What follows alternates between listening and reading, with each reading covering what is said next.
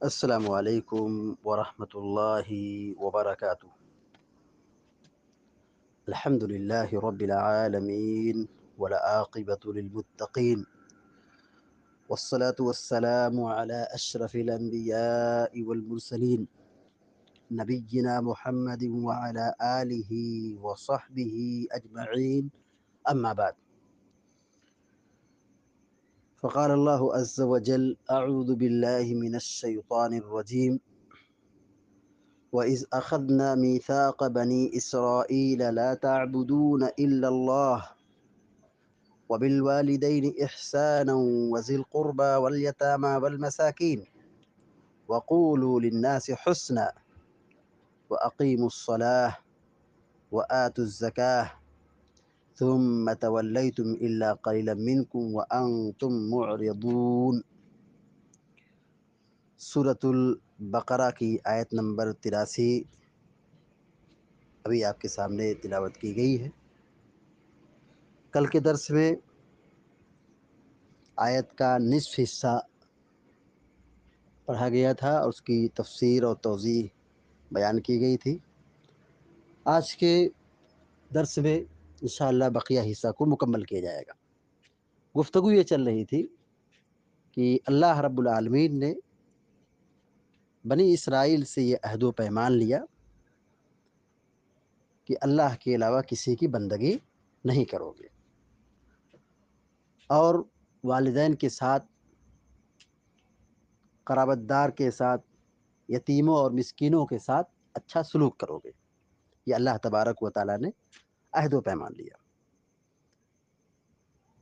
اور آگے اللہ نے فرمایا وَقُولُوا لِلنَّاسِ حُسْنًا، وَقُولُوا لِلنَّاسِ حُسْنًا، اور تم لوگوں سے اچھی گفتگو کرو۔ اللہ تبارک و تعالیٰ نے عملی احسان کا حکم دیا کہ والدین کے ساتھ اچھا سلوک کرو، ان کے ساتھ اچھا معاملات رکھو، قرابت داروں کے ساتھ، رشتہ داروں کے ساتھ، یتیموں اور مسکینوں کے ساتھ اچھا سلوک کرو۔ یہ عملی احسان تھا۔ اور پھر اس کے بعد اللہ تبارک و تعالیٰ نے قولی احسان کا ذکر کیا اور اس میں تمام لوگوں کو شامل کیا۔ وَقُولُوا لِلنَّاسِ حُسْنًا، سب کے ساتھ اچھی گفتگو کرو، اچھی گفتگو۔ بہت سارے لوگوں کو ہمارے مال کی ضرورت نہیں ہوتی، ہم سب کی مدد کر بھی نہیں سکتے، لیکن ہم اچھی گفتگو کر کے لوگوں کا دل جیت سکتے ہیں۔ لوگوں کے ساتھ اچھی گفتگو کرنا یہ ہمارے دین کی بنیادی اور اہم ترین تعلیم ہے۔ وَقُولُوا لِلنَّاسِ حُسْنًا، گفتگو اچھی کرو، نرم گفتگو، سچی گفتگو، حق گفتگو، جھوٹ نہ بولو، دھوکہ مت دو، فراڈ مت کرو، کسی کو تکلیف مت دو، کسی کی غیبت مت کرو، زور سے مت بولو، کسی پر الزام نہ لگاؤ، بے ادبی سے نہ پیش آؤ۔ گفتگو ایسی، اللہ اکبر، قرآن کہہ رہا وَقُولُوا لِلنَّاسِ حُسْنًا، بات کرنے میں احسان کرو، لوگوں کے ساتھ اچھی گفتگو کرو۔ اور شریعت میں اتنی تاکید کی گئی ہے گفتگو کے حوالے سے، من کان یؤمن باللہ والیوم الآخر فلیقل خیرا او لیصمت، مشہور روایت ہے کہ جو اللہ پر اور آخرت کے دن پر ایمان رکھے وہ اچھی گفتگو کرے ورنہ خاموش رہے۔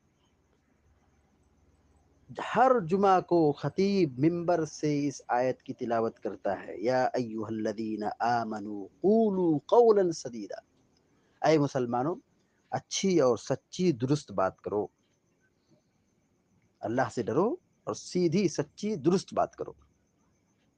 جھوٹ، فریب، دھوکہ اور کسی کی دل آزاری، کسی کو تکلیف پہنچانا، گالی گلوچ، ایسا نہیں۔ اپنی زبان کی حفاظت کرو، زبان کو کنٹرول رکھو، بے لگام نہ رہو، بس زبانی نہ اختیار کرو۔ وقولوا قولا سدیدا، درست اور سچی اور اچھی گفتگو کرو۔ یہ اللہ تعالیٰ سورہ احزاب میں بیان فرمایا ہے، اور اللہ کے نبی صلی اللہ علیہ وسلم اپنے ہر خطبے میں اس آیت کی تلاوت کرتے تھے۔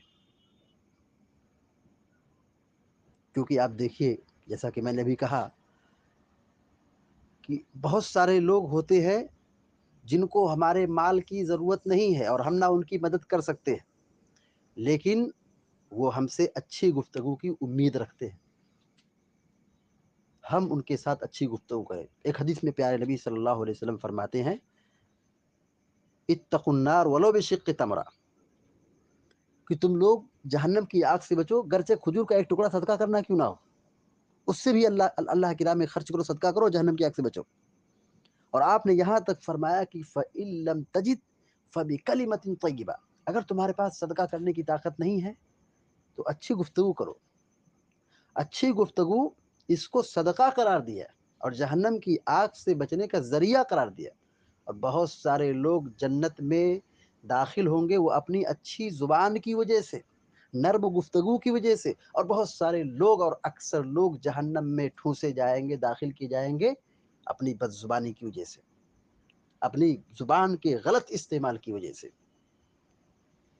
مشہور روایت اللہ کے نبی صلی اللہ علیہ وسلم فرماتے ہیں، آپ سے سوال کیا گیا کہ جہنم میں لوگ سب سے زیادہ کس وجہ سے داخل ہوں گے؟ آپ نے کہا الفم والفرج، منہ اور یعنی زبان اور شرمگاہ، ان دونوں کے غلط استعمال کی وجہ سے اکثر لوگ جہنم میں داخل ہوں گے۔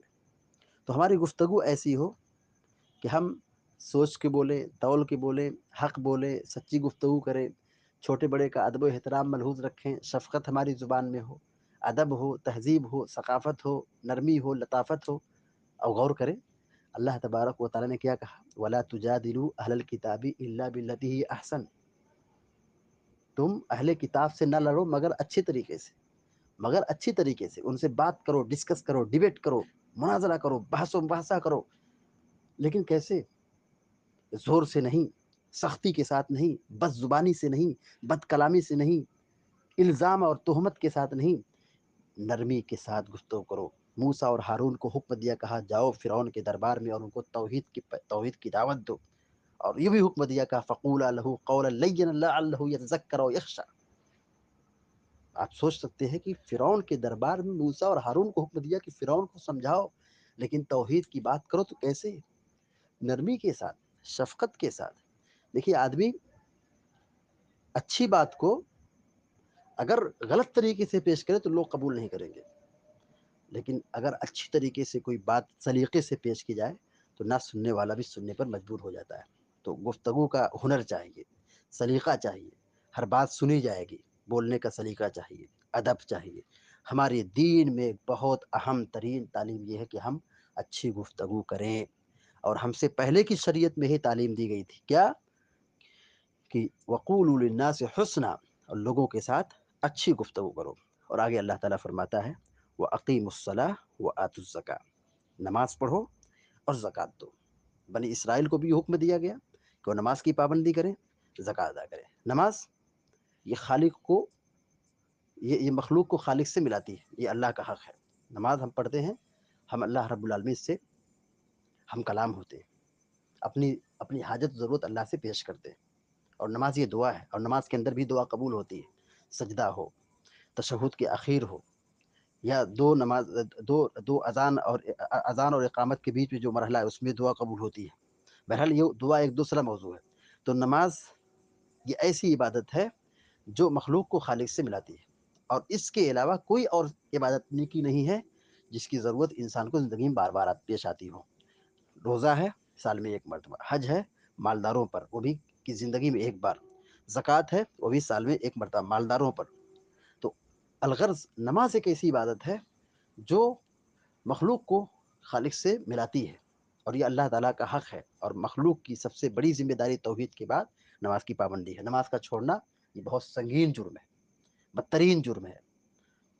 وَأَقِیمُوا الصَّلَاةَ وَآتُوا الزَّکَاةَ، اور اللہ نے قرآن کریم میں بہت ساری آیتوں پر نماز اور زکوٰۃ کو جوائنٹ کیا، مطلب ایک ساتھ ذکر کیا ہے۔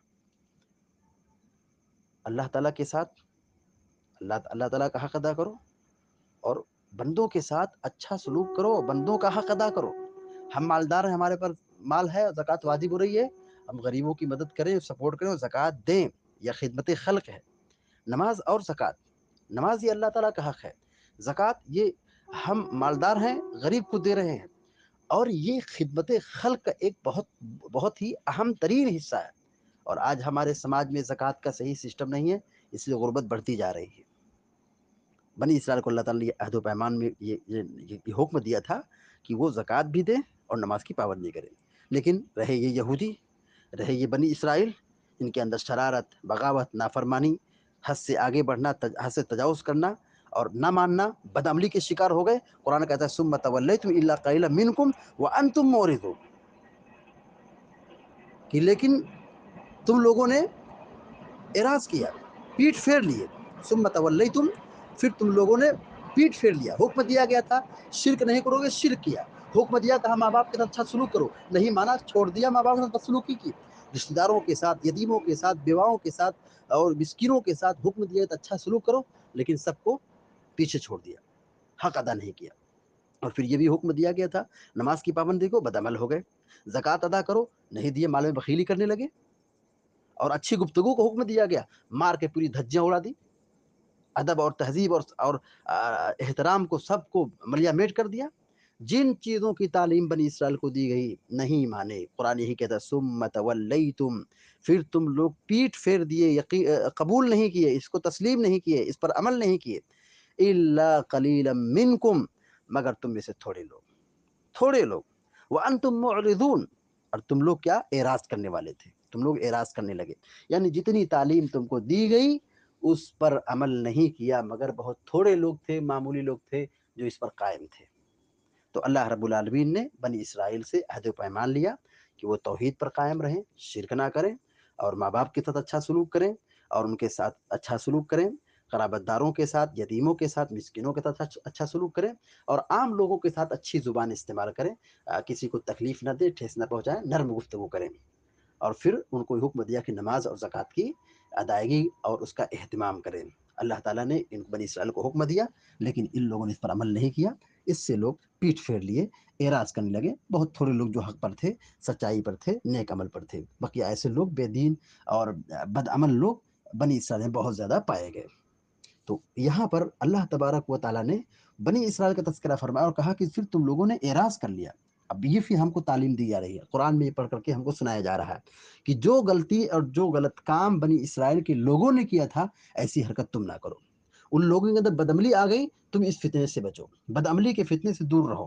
ان لوگوں نے قبول نہیں کیا، عمل نہیں کیا، اس فتنے سے بچو. قبول کرو، عمل کرو، تسلیم کرو، اس پر قائم رہو، دین پر استقامت اختیار کرو. اللہ تعالیٰ سے دعا ہے کہ اللہ تعالیٰ ہم سب کو، آپ سب کو نیک عمل کی توفیق عطا فرمائے، اور جب تک دنیا میں زندہ رکھے ایمان اور توحید پر قائم رکھے، جو ہمارا خاتمہ ایمان کی حالت میں ہو. آمین یا رب العالمین. اقول قولی هذا واستغفر الله لي ولكم ولسائر المسلمين فاستغفروه انه الغفور الرحيم. وصلى الله على نبينا محمد وسلم تسليما كثيرا. والسلام عليكم ورحمه الله وبركاته.